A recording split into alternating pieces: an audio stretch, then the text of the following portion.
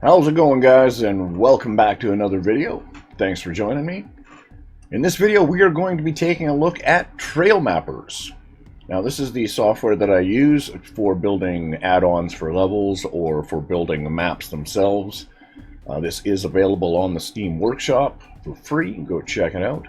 Download it if you want to have a look-see.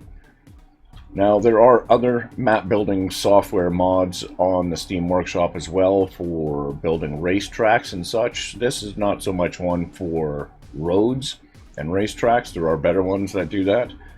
This is more for building objects or maps themselves, static objects or things that you want to add on to other levels. So it is limited with the pieces that you have, but to me that's part of the challenge of keeping it simple. This is actually a fairly simple interface and fairly simple to use. If you're familiar with Trailmakers at all, then this should be a piece of cake. This is a pretty easy swap over. So this is the loading screen here. We can see that we have all kinds of funky textures that that we can't actually use in the map. These pieces all here we can, but the cityscape and the windows and stuff we actually don't have. So we're going to start by creating a new map. Now what we're going to do in these videos, if we do more than one, leave a comment down below if you guys want to see this continued. We're going to just start with a simple floating island with a cabin on it. So that's going to be the point of this video. That's going to see where we're going to get to. If you want to follow along, you can try and follow along if you've got it downloaded. And if you already know how to use it, then this will probably be pretty insignificant, but you might learn some shortcuts and some tricks on how I actually use the software. So again, trying to keep it as simple as possible. Let's create a new map. We're going to give it a name. We're going to call it a floating island. We're going to create that map. Now it's going to load in what looks like the test zone. We cannot see any borders or edges at the walls. We can go under the floor, but from under the floor we can't see the floor, so we have to come back up and look down. So let's start with the basic controls. We have WASD, which is going to be forward, backwards, strafing left, and strafing right. That's WASD. Holding down your right mouse button will allow you to turn your head and look up or down, and then whatever direction you're facing is forward, which is W, and you can strafe left and right as you turn your head holding the right mouse button. Now, left shift is actually to speed up. So this is the speed we normally move. If I hold left shift, you'll see that we exponentially speed up. So that's for larger builds. If you're moving around a map and you want to get around a little quicker, that's the best way to do it. Just normal movement, hit left shift, and it's like your run button.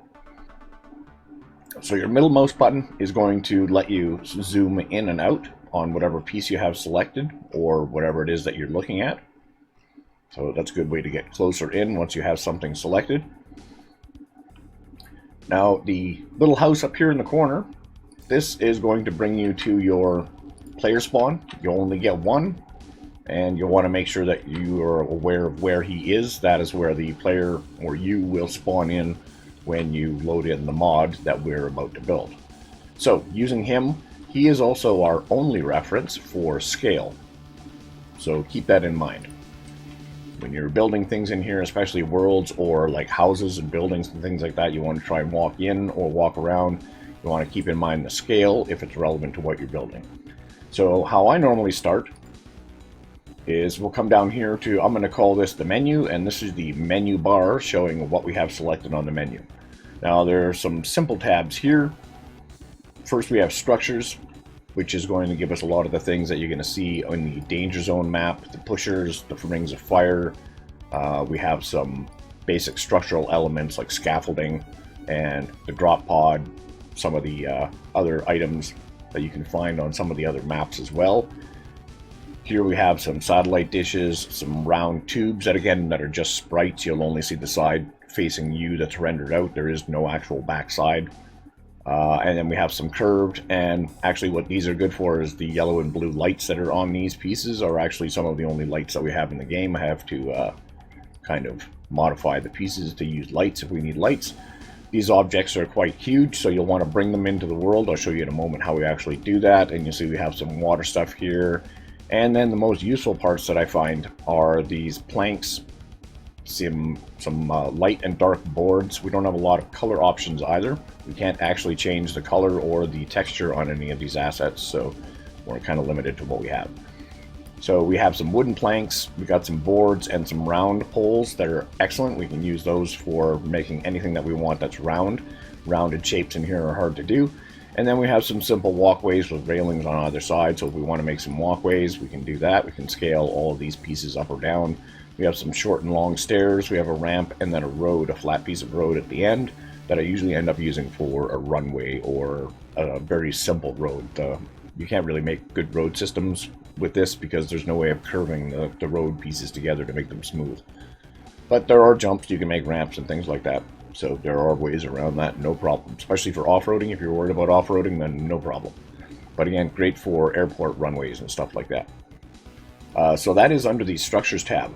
Now, that is the majority of the stuff that I use will be under this tab. I don't really use any of these, like the pusher, the cannon, or the grinder, or the catapults, any of that kind of stuff, because it's all preset. It has an animation. A lot of it is very finicky to use.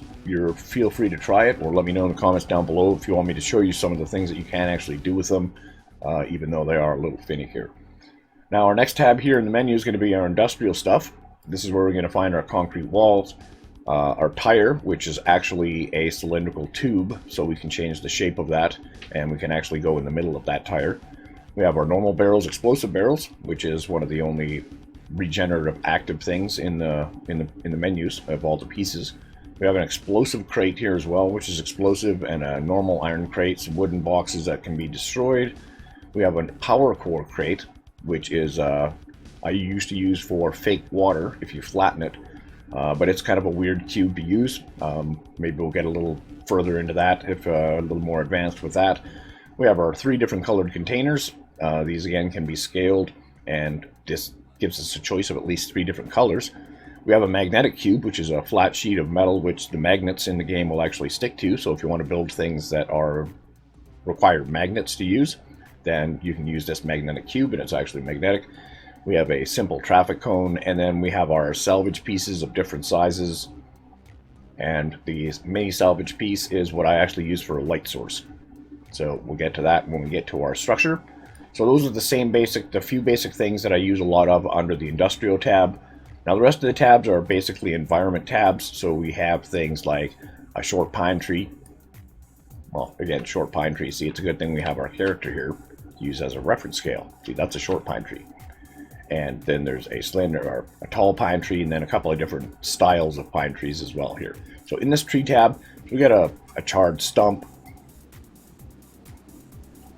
right? Charred stump tall. Here's a little bit of animation in the glowing of the parting of the pieces.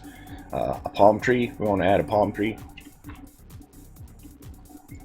And you'll notice how I'm adding these assets into the world is as soon as I drag it from the menu bar here, as soon as it touches the screen here, that's where it wants to go to. Bang.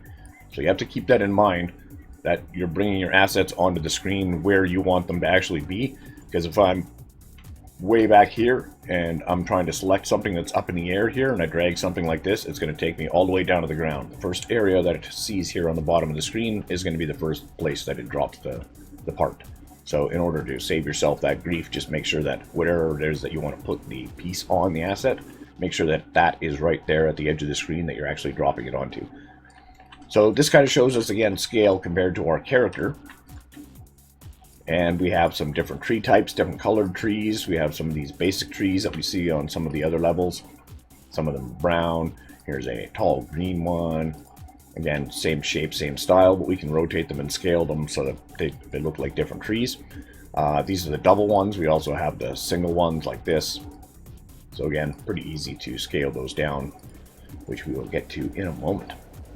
So those are the trees that we have. We also have some big mushrooms, or different size mushrooms, right? There'd be like this, and then we can get like mushrooms that are like bigger than trees, and like super monster mushrooms. So again, these can all be scaled, but they just come in these different sizes and they're different shapes, so they can make your environments look a little more organic, shall we say. So we can get rid of these, and this is how you delete anything. Just select on it, click that little trash can in the middle. This here is your piece menu, or the menu bar for the individual piece that you have selected. And we will get to that shortly as well. So we're going to get rid of these trees. And you can multiple select by selecting one thing and then holding shift, left shift. You'll see the name of the object come up, and then click on it. You'll see that your control point, shall we say, is now in between the two objects. That's how you know you have them both selected. And we can delete both of those. So we can go click, turn a little bit, click. Once you see the name of the asset show up, then you know that you're on the object. All right. So that is under that tab. Then we have shrubs. So again, these tabs show some numerous shrubs. There's some cactuses, some leafy plants, and some underwater plants in case you want to add those in as well. Then we come to our rocks. Under the rocks tabs, we have rocks non-living and rocks living. So the rocks living is going to have grass on them. It's also going to give us some underwater coral looking stuff and a different shade of gray that has grass on them as well. Near the end of these here, we also get some flat sections, some rockier sections, and a couple of pre-shaped sections like this big skull. And again, here's the scale of, let's click on the little house to go to our guy. Ta-da! See, so that's actually pretty big. That's designed to be like in the side of a mountain or something, right? Obviously. But again, we can scale that down and stretch it out more, but do what we want with it. We can use it for whatever purpose we want. So we'll get rid of that. And again, so you want to check the scale on the size of a lot of these assets before you bring them in, because you can't really tell how big they are down here in the menu bar. So with the living, this is where you're going to find your grass top stuff. Under the non-living rocks, this is where you're just going to find your normal rocks for in the desert. Here's a couple of looping pieces, some roundeder pieces. And again, for scale, there's our little guy down there. And there's a boulder. So we can bring in a rock like this, or we can bring in an archway like this. And they're all fairly big. You're like, okay, well, what if I want to make it smaller? Well, we're going to get to that in a second by using this in our little individual piece menu bar here. We're going to be able to scale those pieces down. So let's get rid of that, and get rid of that, and get rid of that. So these are the rocks. This is also where you're going to find your black volcanic rock. 4 different shapes there. You're going to find your snow and ice. So again, this ice cave, again, pretty big. Where's my dude? Way down here. It's a pretty big ice cave. There's a multi-cave. And again, different size pieces. Here's like a big flat one. Longer tube-like ice cave. And then you got some flat ice pieces, which are great for if you want to make just flat surfaces or like ramps or roads made out of ice. No problemo. So we want to get rid of those. Let's go back down here and get some scale. And also at the end of our non-living rocks, we have one of the most useful pieces if you want to build structures or castles or anything like that, this stone wall block. We can see it's not super huge, but it gives us a nice stone wall block like this where we can copy and drag another piece up and copy and drag another piece up, and it's really easy to make stone walls. Right? If you want to make a stone pillar, you can copy it and then drag it out this way, and then we'll switch to scale and we can make it sideways like this and then make it taller, and then we can bring that down to the ground, and now we have a pillar like that. Right? So again, this brick wall shape, really great for castles and things like that because it's already got the stone wall texture built into it, and it's an actual 3-dimensional texture. So that works really well for that, and that's found at the end of the Rocks Non-Living tab. Alright, so then, after the Living Rocks tab, we have Racing, and this is all that we see here, is basically if you want to build a racetrack, you have a couple of checkpoint circles, different style checkpoints for on the water or in the air, and a couple of wheel stacks. These are active wheel stacks as well, so you can bring one into the world like this, and if I run into that with my player, those will actually separate and fall apart as individual tires. So if you want to make like a wall, something that can be used either to slow somebody down or, you know, as a weapon, you can use those. I would use those in the space map, put a whole bunch of them in a zero gravity room, and then you just bounce them around and they just float around in the room as individual tires. So that's for race map kind of stuff, which I don't build a lot of in this game. We have a miscellaneous tab, which gives you, again, some miscellaneous weird stuff that I don't use a lot, but there are a couple of pieces that I do use quite often. You get things like a mine, a present, again, not really active. The mine does explode, and there is a couple of other at the end of the flowers here, at the shrubs. You get this bomb plant. where if you run over it, it will actually explode. Boom. So it is active like a red explosive barrel in a sense. And then it regrows after a while, so it regenerates. So that's something that you can use if you want to make like a dangerous run somewhere. So in the miscellaneous, you'll see that we've got like a sphere, a snowball, a big boulder which is actually heavy, right? Some gold nuggets and stuff like that you can pick up. Some flamethrowers, which really eat the GPUs, because again, 3 of them all animated like that. A big crown that rotates. Some of these animals here, but they don't really do anything in the map, so they're kind of useless. Here we have some round shapes, and the pearl is actually, the pearl and the cube are probably the 2 shapes in here that I use the most, because we actually have something round and solid, and the cube gives us a white wall that we can change into either a floor or a ceiling or a wall, or use it for whatever we need that way. These shields as well come in pretty handy, especially shield 2, seeing as how it doesn't necessarily look like wood on the back as much as these ones do, and we can use that as a big round flat object if we need something flat and round. Always remember that these assets will have a hitbox around them, and the more you distort the shape of the object from the original, you're also distorting the hitbox as well, right? So you got to keep that in mind. So then we have coral, which I rarely ever use because we normally don't have access to water, unless you're building into a map that already has water in it, like the danger zone. And then our last tab is bones, which we can use some of these tooth bones. But there's basically just a couple of skeleton shapes here that if you just want to have some skeletons laying around, there you go. Piece of cake. The teeth I use sometimes, every now and then, if you need something with teeth. Built a giant monster once and needed some teeth on it. If you want to use those as claws as well, that works too. Or as curved surfaces, right? Like arches and things like that. If you want to make them super huge and make them arch between rocks and stuff like that, that definitely works like that. So those are all the pieces. That's everything we got to work with. The majority of the stuff, like I said, is under the Structures tab. So what we're going to start with is, first thing that we need to do is determine what map we're going to use to build into, right? So whatever we're building here, we need to build it into a Trailmakers map. So we're going to decide, let's see, where we're going to build this. Let's build it into, let's say, the danger zone. Let's build a floating island with a cabin in the danger zone. So we want to decide where in the danger zone do we want this floating island to be. Well, let's put it out next to one of the more common areas. We'll put it out by the aircraft carrier. So we need to know where that is in this giant map that we have here in front of us. Where would the aircraft carrier be if this was the danger zone map? So here's the technique that I use to find out where I'm starting to build, where I want to place my build. So the first thing I'm going to go do down here is I'm going to go down and find the walkway middle, because it is just a big square block basically. The menu tab here, now we're going to get to what these pieces actually do. So our first one here is to scale, rotate, and position. So I like to try and keep things using these 3 axes that we have here. The red tab, you can see it turns white when you click on it. There's a little red square here too. You don't want to click on that, because that means you can move it anywhere on that axis. Doesn't lock it on any axis, just anywhere on that red axis. Same thing with the green here. There'll be a little green square, which will allow us to move it anywhere on that axis. But we want to actually click the green arrow, which means we can only move it up and down, directly up and down. And up and down relating to our second tab, which is the axis that we're on. So this is relating to the whole world. This is up and down in the whole world. This is moving it up and down. If I click this and we get our local axis, that means when I move this up and down, it is relative to the angle of this piece alone. It doesn't matter where it is in the world. So if I rotate this piece slightly, and then I try and move it on the green axis, it will move up and down relative to the piece. See? And also moving around, you just want to tap your WASD buttons because you move really, really quick.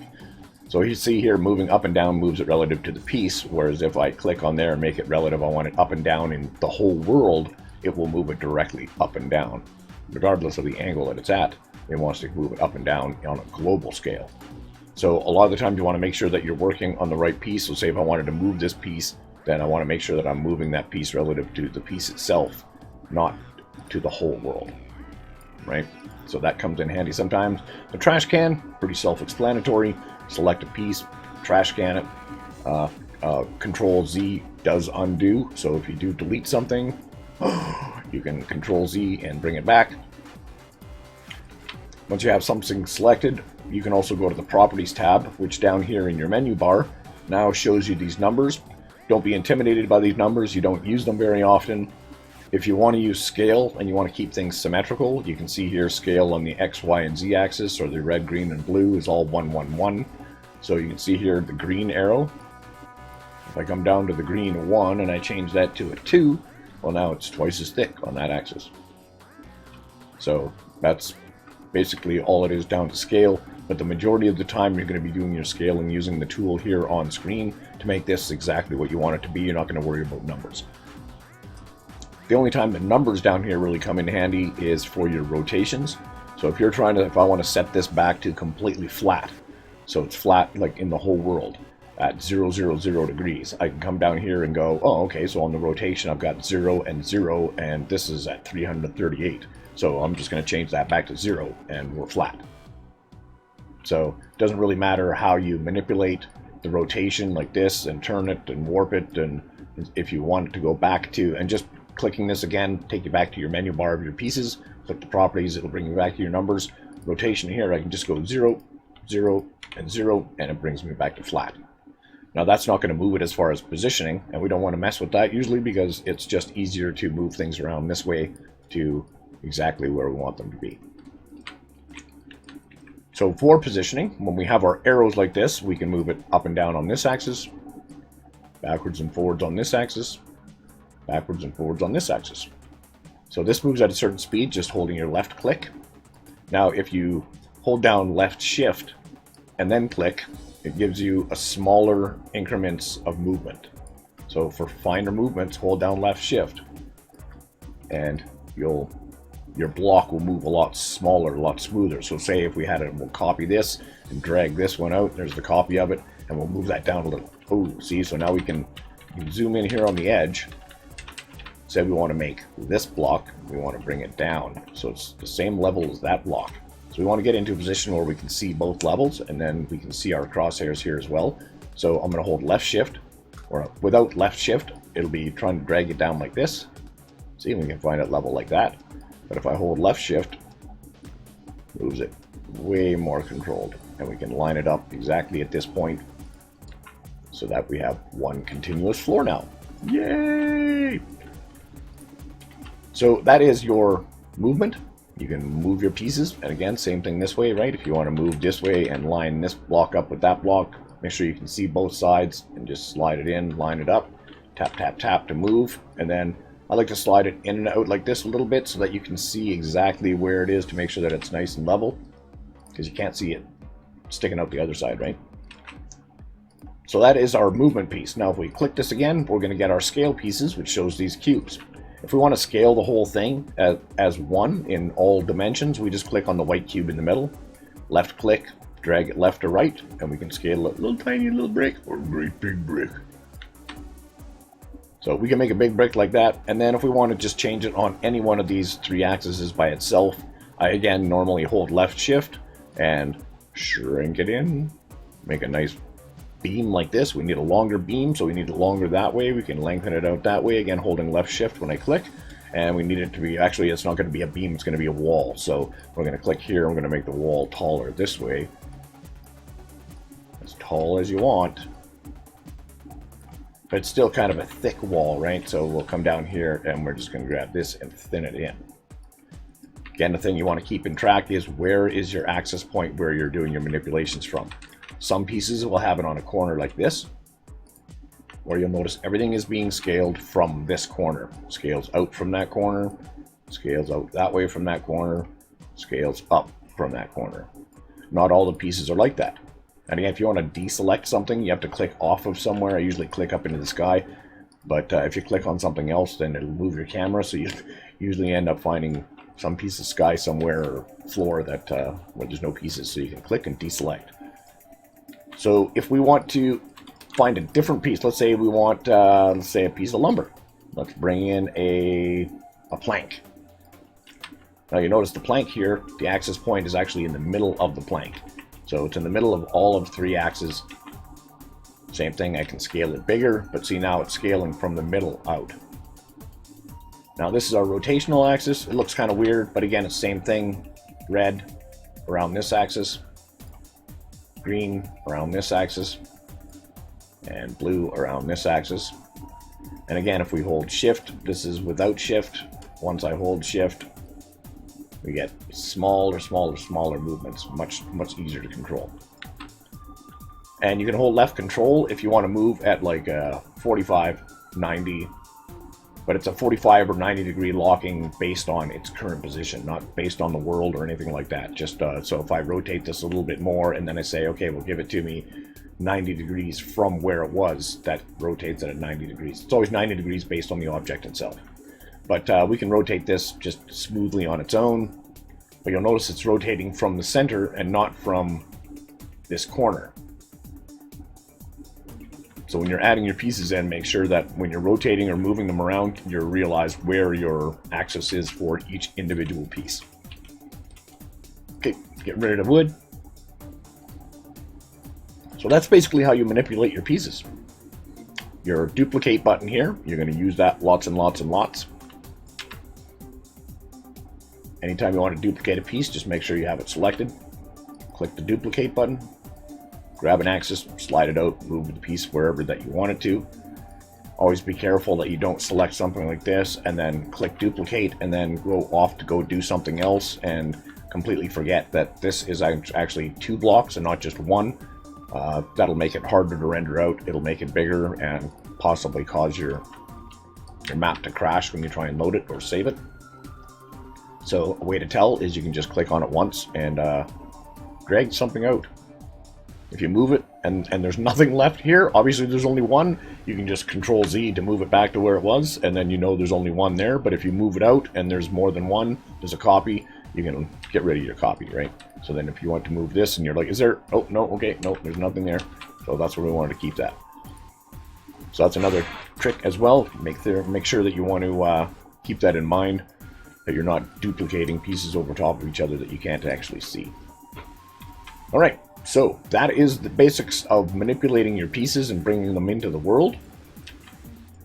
So like I said, now we need to determine where we're going to build our floating island on the danger zone map. So depending on whatever kind of computer you have, I'm not sure if you're actually going to be able to do this, but this is how I do it. I will bring in, again, my flat surface, make it decent sized so I can see it. I'm going to put my dude, I'm going to select him. You can't do anything with him except rotate which way he's facing and position him wherever you want him to be positioned. You don't want him to be directly on any objects. You want him to be slightly above where he's going to be spawning in, because these objects take a few microseconds to actually spawn in. So you'll start spawning in first and start dropping, and if you can die in whatever level you're building it in, your character will keep dying because he's trying to spawn inside an object. And the game doesn't like that. So we're going to build this in like this, and we want to see where we are right here, right from the very beginning. So we have floating island. We're going to go up to File here. I'm going to click Save. Now we're also going to click Export. You can see we have our autosave on, so every now and then it will autosave. So once we clicked Export and it showed down here, yep, your export has been saved. What I'm going to do is I'm going to click my Windows key and I'm going to launch Trailmakers now, and then I'm going to go into the sandbox map for the danger zone, and we're going to load in this mod into the danger zone to see where this block appears, so we have some reference as far as where we are building. So through the magic of editing, let's do that. Okay, so let's say, for example, once we've loaded into the danger zone here on the carrier, we want to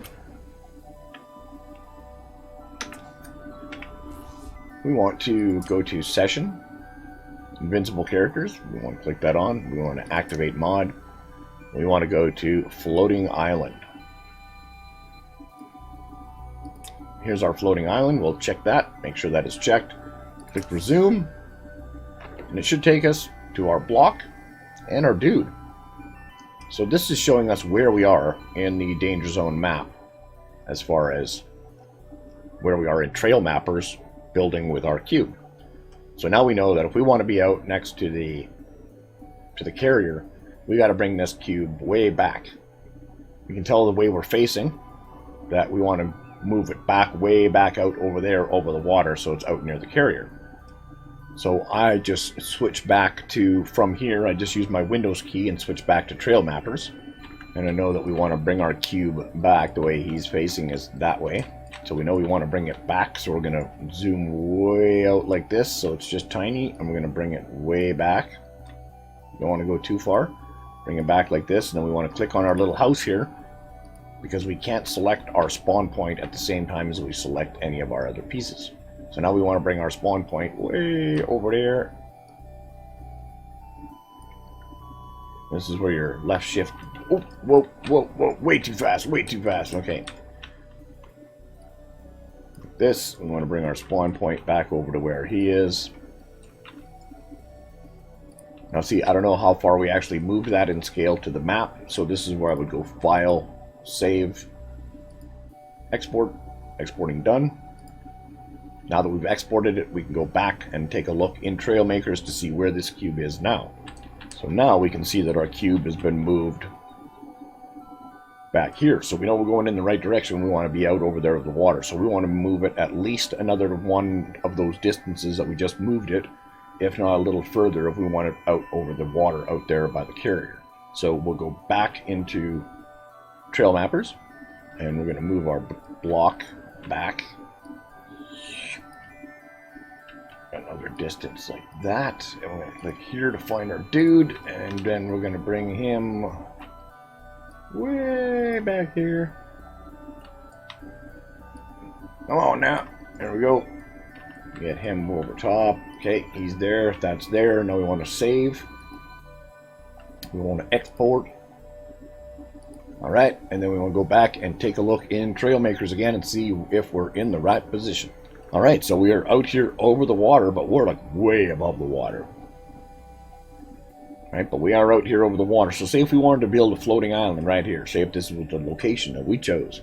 I mean, you can keep moving if you want, right? You can keep going out that way further and further. You can go way up into the sky. But this looks like a good spot, so we'll choose this spot. So this is good. So we know we're here. So now we need to move ourselves vertically to make sure that we are at... Well, actually, we're going to be a floating island. So if you wanted to, this is where you would bring yourself down to the water level. I think it's minus 200. If you drop this down 200, you will be under the ground in Trailmappers, but it'll bring you down to water level here. And let's show a quick example of that. So we'll go back to Trailmappers. And so what I'm going to do here is select this piece. This is again where we can go to our properties. And I know that this here's a green arrow up and down. So we want to set this to minus 200. You'll be like, oh, my piece just disappeared. Done did just disappeared. Yeah, that's okay. So we'll click anywhere off of it. We want to select our spawn point. And we want to go into the floor. Dun dun dun. So zoom back a little bit. Bring him down. And if we take a look down, you can see our piece down here. Let's drag him down and go down, down, down. We're now 200 meters under the floor. Set that down there. And again, we want to save, export, and then we want to go take a look in Trailmakers to see where we are now. Are we all underwater and drowning and stuff? Yeah, see, we're totally underwater. I think we're even under the map floor. All right, so 200, not 200, maybe minus 100. All right, we do minus 100. So now we want to bring our spawn point back up to our ground. Back up to about there. Again, we want to save and export it. And well, would you look at that? That puts us at the water's edge. So you can see now that you would fine tweak that a little bit to bring it down to the actual water's level. But seeing as how we're down here, why not? Let's do this down here. So we're going to build a little island down here, and we're going to put a little cabin on our island. It's going to be our private island. All right, so now that we know that we have room around us and where we're good, we can actually close out Trailmakers so that it's not eating up CPU, and we can continue working in Trailmappers. All right, so we know that this is water level right here. Actually, we're going to move this down just a wee bit so that it's actually in the water just a little bit. And now we know that that is going to be near water level. So let's take some, we want a little bit of grassy, right? So we want to go into our rocks living. Now we do have some flat areas here of grass. They're fairly large. And again, I want to make sure that my platform is right here and bring anything in, right? Like this. So these are pretty big and they have this light gray as compared to rocks like this, which are like more of the brown color that we actually see in the maps themselves. So I'm going to go with this. So we're going to get rid of that big one. We're going to select this one. We're going to move this way like this. Come on. Click on this one here. We want to drag it here. And now we want to make this just a wee bit flatter. So I'm going to go scale. I'm going to scale it down just a wee bit like this. And then I want to lower it so that we can just barely see our metal plate there. See, we're going to put that right about like that. Now, according to the scale, the size of the character here, we want to make our island just a little bit bigger because we're going to put a little cabin on there and we want to put like a couple trees and shrubs and things too. So we're going to put that just a little bit bigger like that. You can still see the corner of our metal tab sticking out, so we have some reference point as far as where the ground is, where the water is. Now we want to be above the water like this. So this here should give us a nice... Okay, let's select that. And we can get rid of this now. Now we know roughly where the water is. We're going to move that up just a little bit. And that should give us a nice little beach around the edge there. Alright, so building a surface. Now here again we want to save. Don't need to export because we don't need to have a look at it yet. So we want to build, we want to come down in here to our structures tab and we want to grab some wood. Let's grab, say, we want to do it in a nice dark plank set. So this has got a whole bunch of these planks all put together already, and that's so we're going to rotate these flat. And again, if I want this flat on this plane and I want it totally flat, instead of trying to mess with this all the time, I'm just going to go to the properties. I'm going to go to the rotation here, and on this red angle, see how this close here, this number's 81.03. Well, I bet you that if that was flat, that would be 90. Oh, what do you know? 90 flats and 0.019, right? So it's like, I'm pretty sure that's supposed to be 0 if everything is totally flat. So now that we have this flat on that scale, we can rotate this whatever angle we want. And we know that it's going to be flat. So we want to move this down to the ground and embed that into the ground a wee bit. Decide where we're going to put our bit of a cabin here. So let's rotate this here a little bit like that. Put it at kitty corner. Come on now. We're going to move this back here to the highest part of the island. I don't want it to be in the water. And we want it sticking up just a little bit. That's going to be our nice little step up. We're going to make our cabin a little bit bigger, so we want to scale this out this way. And about like that. Alright, so now the beauty of TrailMappers, and what keeps it simple, is that I can just use this same piece of wood for the walls. So I'm going to make a copy. I'm going to move it up. I'm going to go to my rotating tab. And now I'm going to hold left control. I'm going to hold that down. And I'm going to turn this until the piece is straight up and down. Now I know it's at a 90. See? 180 degrees to this piece of wood down here. Because it was locked onto those, onto the turning on the axis. So then we're just going to move this out to the edge. This piece of wood here, and again, tap, tap, tap, nice and close so we can see. We'll just cover those like that. Obviously, we don't want it sticking in the ground like that, and that's way too tall. So we're going to scale it on the green here. We'll hold left shift, and we'll bring that down to about like, let's see, according to him, that should be about right. Now we want to move back to our movements to make sure that we are centered this way and that way, and we are. And again, that's one wall there, so that's perfect. So we're just going to copy that, slide it over this way on that axis, so it stays on that axis. Hey, we want to slide it out to hide the end of those other logs there. Beauty. Now see, again, I can just go to my rotational axis for this piece. I'm going to copy it. And then on the green axis ring here, make sure that you're only clicking on the green. I'm going to hold left control. I'm going to click that, give it 2 moves, and I know that it is 90 degrees. Hey, see, that's where you want to be careful where you're clicking on stuff, because it will click on other things in the background. Oh no, that's the wall. We don't want to move the wall. We want this one. All right, so once we move this, slide it to the back here. Now our axis point is in the middle of this piece. So we know that if we're going to scale this, it's going to scale from the middle. So we want to position it about in the middle. Even gap here, roughly. Bring out our scaling tool, scale this out, and scale it out enough to cover that gap. Click off somewhere so we can have a look. There we go, 3 walls. You're saying, well, what if I want to have a window in here somewhere, man? How you do that? How do you cut a hole in there? Well, you can't cut a hole in there, but what you can do, you can see the carrier is going to be out this way, so we're going to put a window in this wall. So what we're going to do is we're going to simply scale this down, skinny like, and slide it over to the wall. And if we stay on these axes, then we know that this is going to be scaled to that wall, or square to that wall, I should say. And then we want to copy that little piece and bring that out to this corner here. You see where I'm going with this? Now we want to just copy that again, bring that about into the middle, scale it out so it covers the gap, and then make it skinny up and down. And then we're just going to move it down to the floor like that. And then we're going to copy that little piece, and we're going to move it up like that. And we got some window. You know what I mean, Vern?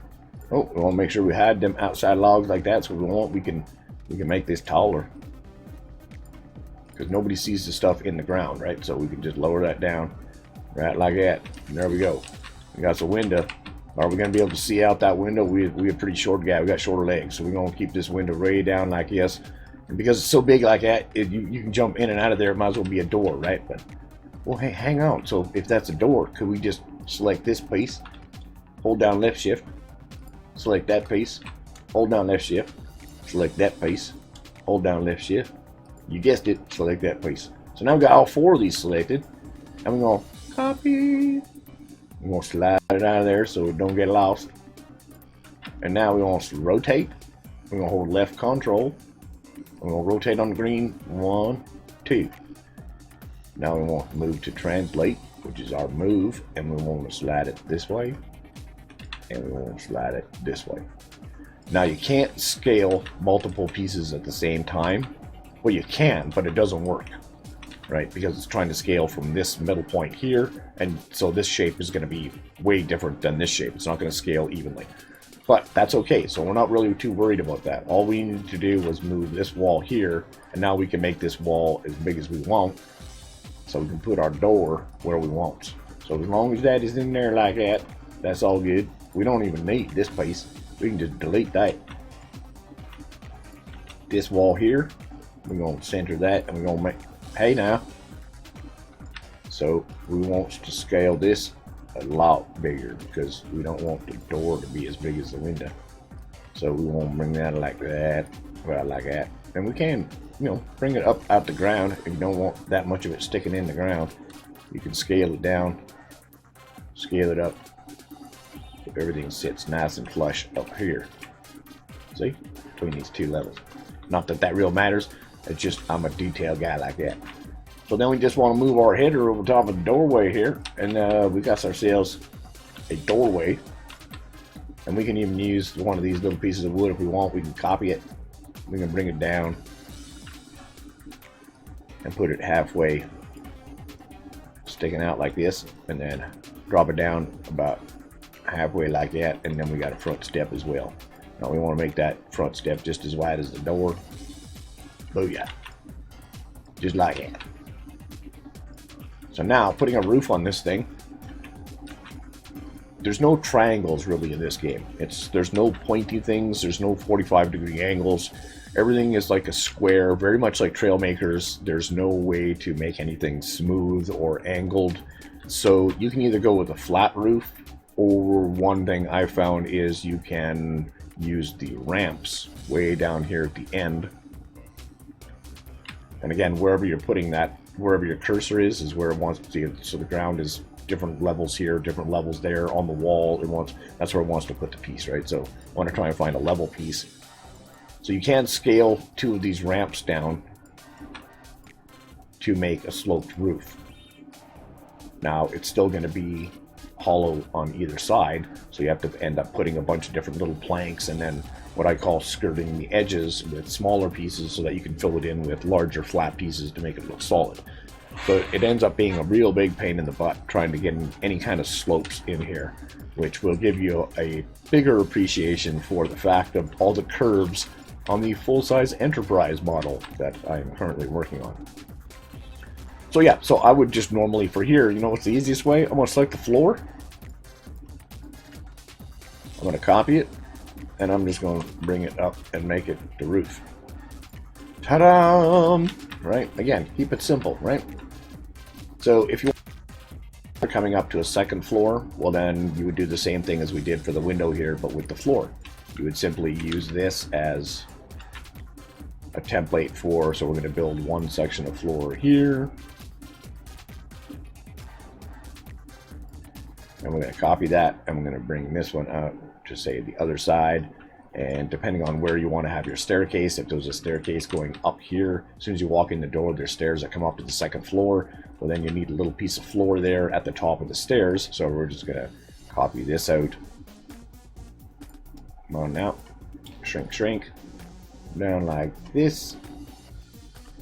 And then we're going to put that at the end here. Kind of line it up with our other 2 pieces. And then we'll just go to the end here where our stairs are and find stairs short. Sure, we'll rotate these. Put them in line. And again, here, what I usually do is try and use one of these edges of something else that's already there. So see, this would be a good gap here. See how small this gap is here compared to how big the gap is here. Because it's going to rotate from that corner, I can use this gap measuring device here to slowly get the gap here and the gap here between the wood and the stairs, the same. That way I know that it's in line-ish, mostly-ish. Then we can move that up. We can move it over slightly. Again, holding left shift for those small movements, finer movements. Move our stairs up to the front where it connects here. And we want to make sure that our rails are just sticking out here. And if this is sticking into the wood, which it's not, it's actually good. Okay. The stairs are a little bit too high, so we'll move those down. We'll take a look at them from the front here. Deselect. Okay, so they're there. And then inside, we can see that these stairs are sticking out the door. That's not cool. That's not going to work. So we want to make sure we can see our control point here, and our little menu bar, we want to select our scale. We want to bring our stairs in, and then we want to make sure that we're down here near the floor, and we can look up to make sure that our stairs actually come down to the floor. Right? We may have wanted to use the larger stairs. Let's see. So we can see down here that the stairs actually intersect with the floor. We may need to move it up a little bit more because we scaled it down. Yet we can see that our gap here between the top stair and the top is a little big. So move that up like that.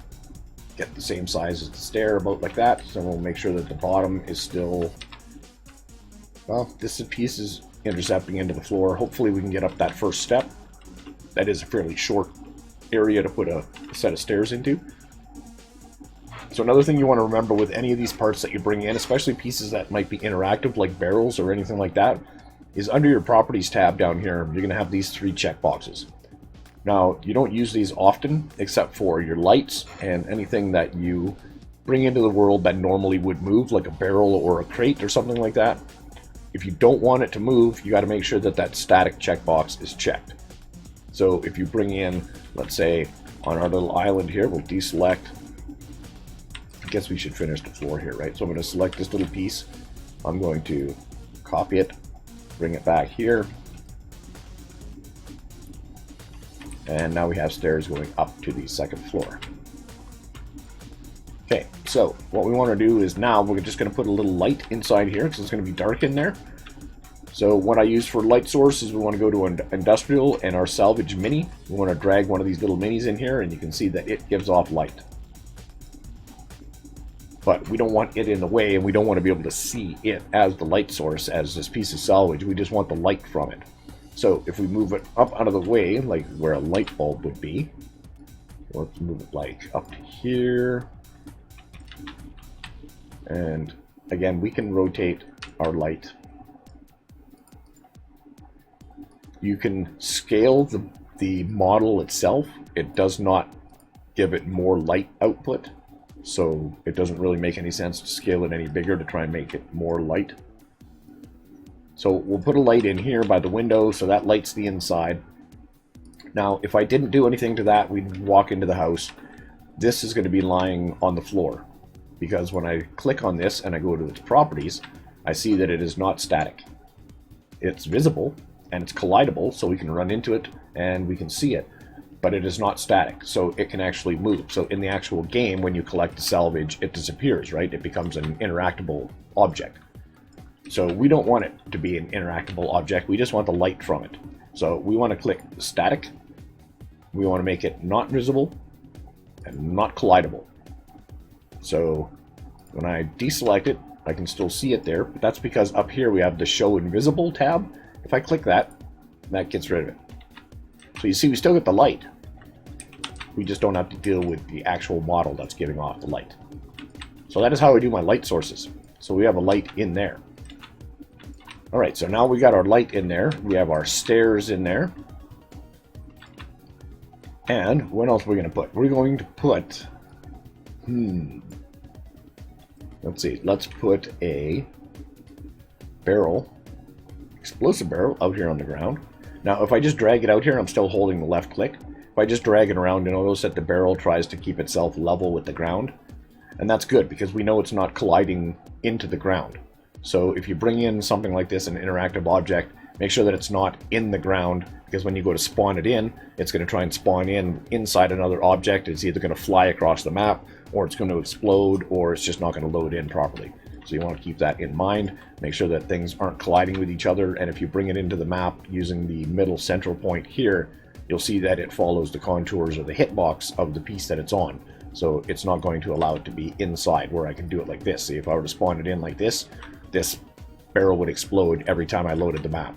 So you would have no exploding barrel on the island. So we want to make sure that it's on the surface, if not slightly above.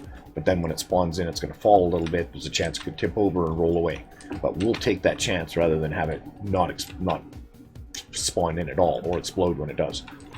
So we have these kind of things, a barrel where we can spawn that in. Let's say you want to spawn in a crate, put in a couple of crates over here. Those will be on the island as well. So we need some trees for our island, right? So do we want some like pine trees or like the furry trees? I like the pine trees. Maybe because I'm Canadian, I'm just used to coniferous trees. So we're going to put some trees like this. Now, as soon as you bring these in, again, like I just said, because I brought them in, the tree is not in the ground. It is on the ground. So we want to make sure the tree is in the ground so as it looks like it's coming out the ground. So that's the short pine tree. Let's go with like a medium pine tree, which is like still giant compared to our character, right? But that's not even the biggest pine tree. Then we go with like the tall pine tree. Wow. It's like, yep, you're right. You named that one right. That's a tall pine tree, man. It's like a sequoia pine, which is not a real thing. But so we want to make sure that's in the ground as well. We don't want to put no burnt stuff. If you wanted this to be tropical, then you could use some palm trees, but they would look weird next to pine trees, pine palms. I don't think that's a real thing. Shrubberies, we want some palms, of course, palm ferns. So we're going to go with one like this, and again, make sure it's in the ground, not sitting on the ground. And there's a bigger one. We want to put a bigger one over here like this. See, right now they're just floating above the ground. We want to make sure it's in the ground a little bit. All right, so now we got some flowers out there. Well, not flowers, but plants. I also use these pine shrubs a lot, these green ones here, because I can determine the length of the pine shrub by just sticking it in the ground. It also kind of looks like grass a little bit, right? So you could have a pine shrub in the ground like that. We could just copy that one and bring it over like this. This is probably going to be in the water. And then we want to make sure that it's angled a little bit so it looks au naturel, a little more organic. So we got like that, because remember this is going to be surrounded by water, right? So this is probably going to be in the water. So if this here is going to be underwater, let's put maybe just a couple of little water plants over here.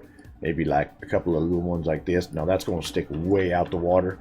That's okay, because we can scale that down. That's right. And then we want to make sure that it's actually stuck in the ground, not just floating on the surface.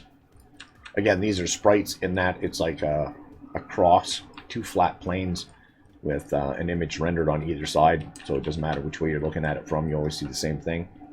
So again, with these things, we can just copy, drag it down a little bit, and every now and then you want to give it a rotate, because you don't want everything to be situated the same way. It does not look very organic. So we want to make sure that we're copying things. And of course, things tend to grow upwards.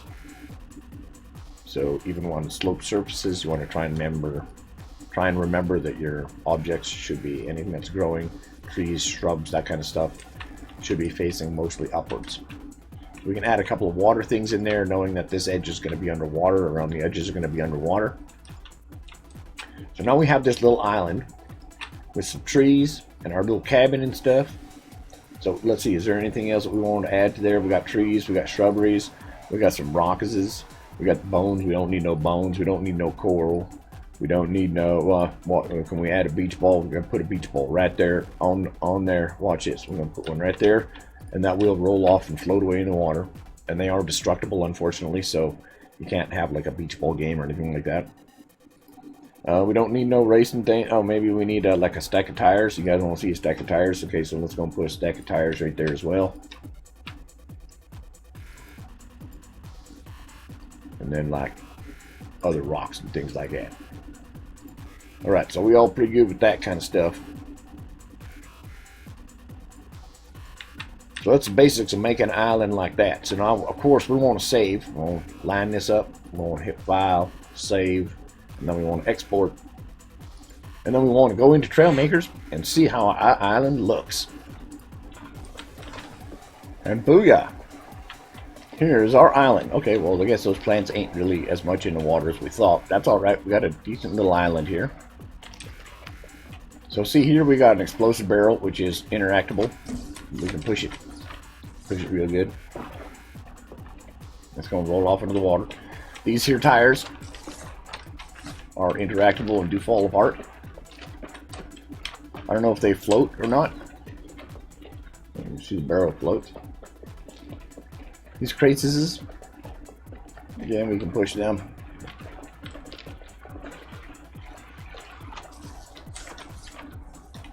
I do not believe they float, which is weird. And then we have our little house. So we have a step that comes up, and yes, our step. Oh no, our first step. The steps is too steep. So again, we made a pretty small cabin, right? So them steps is a little too steep for him to want to walk up them. But yeah, we can come up here to our second floor. Hey, there's the beach ball.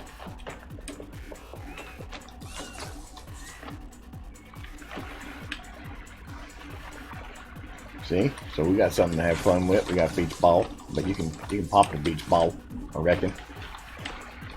Like the other beach balls, beach ball dispensers.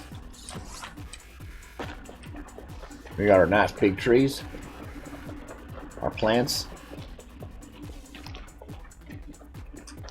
our little bit of beach. We can waddle in the water. Some grass that we can walk through. Some of the plants are solid and you can't pass through them. The majority of them are not solid. Again, are non-collidable. You could probably check their properties and they're non-collidable.